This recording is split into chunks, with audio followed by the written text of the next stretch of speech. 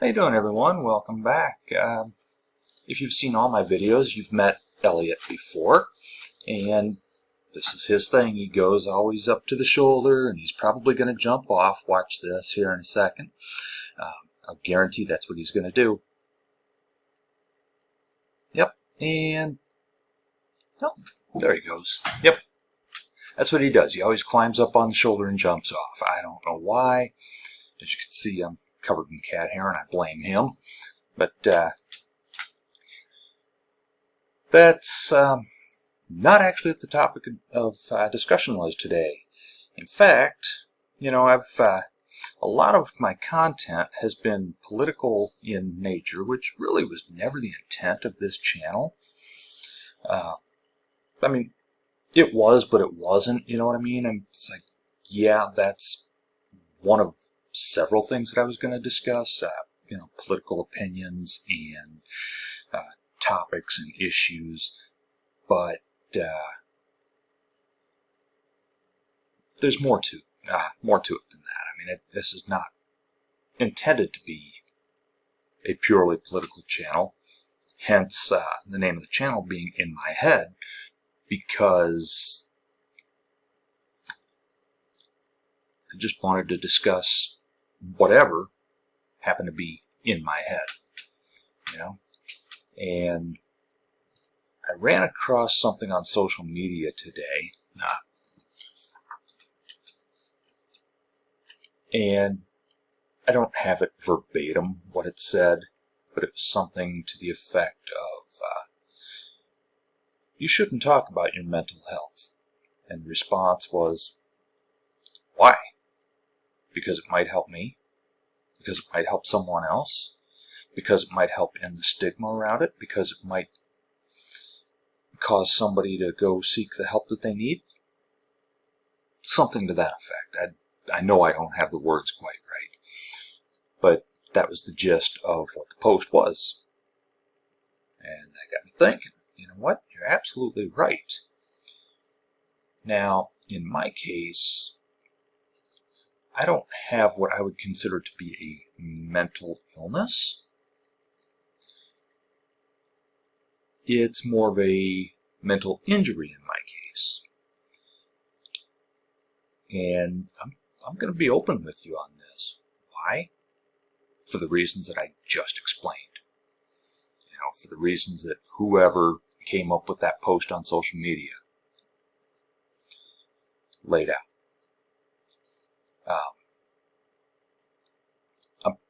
I'm sure that I told you in previous videos that I am an Army veteran of both Iraq and Afghanistan.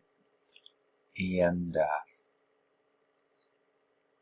I've seen some stuff, I'm not going to get too much into that because, well, if you were there, you know, and if you weren't, you don't want to know. In some cases, I mean, it wasn't all terrible, but there were some pretty terrible parts, And, actually one of my deployments was, it was actually really easy, but the other two, not so much.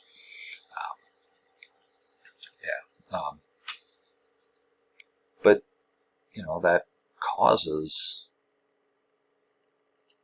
certain things to change in somebody's brain, You've heard of PTSD? Well, I don't like calling it PTSD.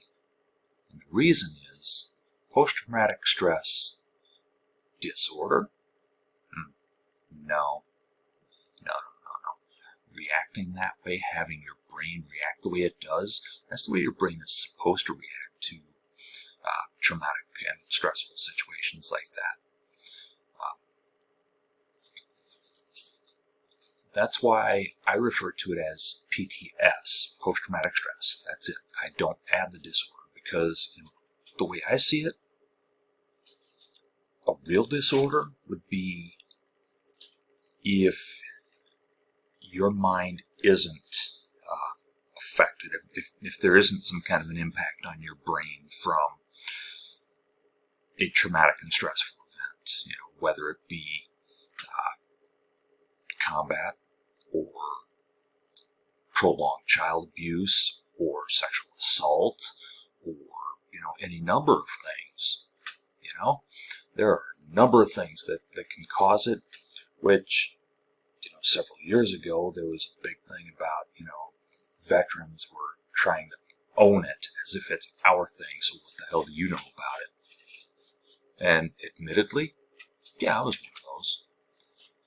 But then I realized that, you know what, it's not a competition, for one, to see who is more messed up than the other, and for two, we're not the only ones who can get it. And it's not a new thing. It's not, just within the past decade or so that it's been around. It's been around, let's just say, as far as combat veterans are concerned, it's been around. I mean,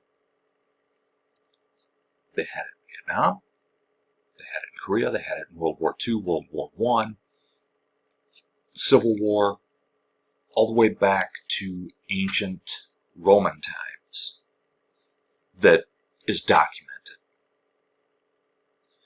And I'm sure it goes back to whenever the very first war ever was in the entire world.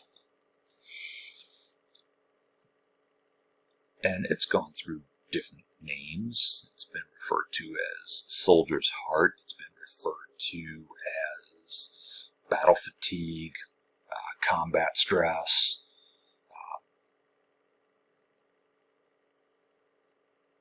It's gone through a lot of different names. And now, now we know more about it. I mean, I don't think we'll ever fully understand it. But what I do know is that we know more about it now than we have in the past, and we continue to learn more about it. And, what are some of the symptoms? Depression, anxiety, tensing up in certain situations where you just kind of sense that there can be danger because, it reminds you of, even if just remotely, it reminds you of one of the dangerous situations that you've been in.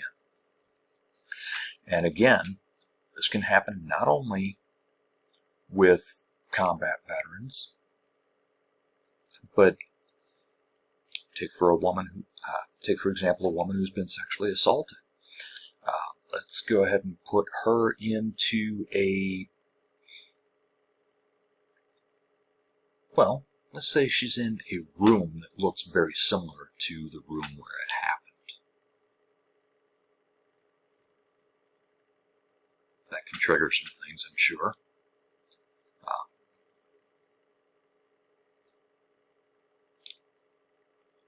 And through counseling, it can be dealt with. I mean, it can't be cured, I don't think. And honestly, I don't want mine to be cured. I want to live with it. But I also don't want it to control me, which it has in the past. I am in therapy for it, and I am also medicated for the symptoms.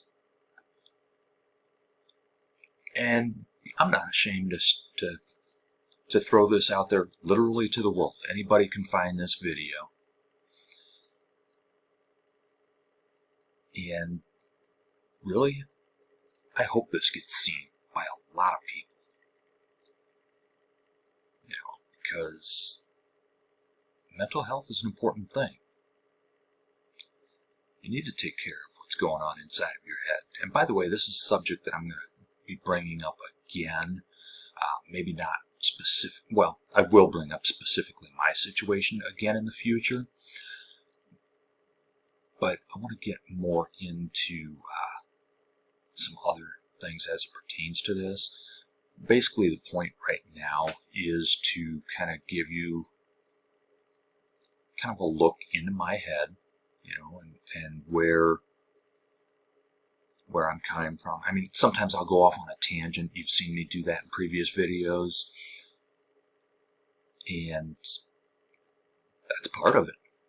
Really, it is. It's just part of it, especially when I'm not scripted. I just come here with, all right, this is what I want to talk about. What am I going to say?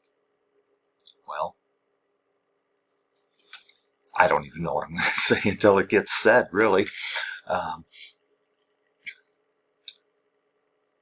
But one thing I do want you all to know is that help is available. You are not alone. If you're struggling, please reach out for help. Please. And if that's just, opening up to spouse, friend, parents, whoever you trust, it could be just that simple. It could be, hey, you know what? If you need to call that hotline, you call that hotline. It could be, if you need to have yourself committed, have yourself committed. There's no shame in that. In fact, I've had to do that more than once. Actually, 4 separate occasions. 4. I'm not ashamed of that. I'm not embarrassed by it. I don't think it's anything necessarily to be proud of, the fact that I was, the fact that I had myself hospitalized a few times. But it's also not anything to be ashamed of. I mean, that's like,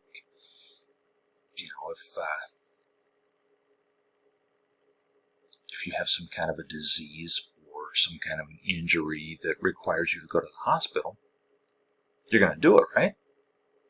Sure as hell hope so, because you got to get yourself taken care of. You have to take care of yourself. If you don't, who will? And I just want you, one other thing that I want you to know is that I know what it's like to be down to the point where you don't even want to be here anymore. I know what that's like. That's actually why I was hospitalized those 4 times. And, knowing that,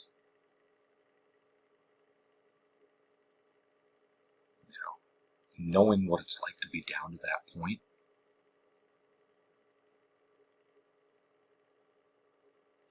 y'all can reach out to me if you ever need to. I've got a comment section below. You could actually just,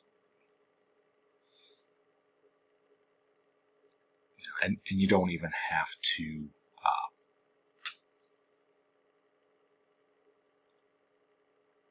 say it, outright so that everybody can see it. But yeah, reach out if you need help. Call that hotline if you need to. Make sure your doctor knows your situation. If you need medication, not everybody does. Some people do. But yeah, make sure you're taken care of. Because even if you don't feel like you have value, and if you feel like you don't need to be here anymore, somebody needs you around. Somebody wants you around. Hang in there. I'll see you next time.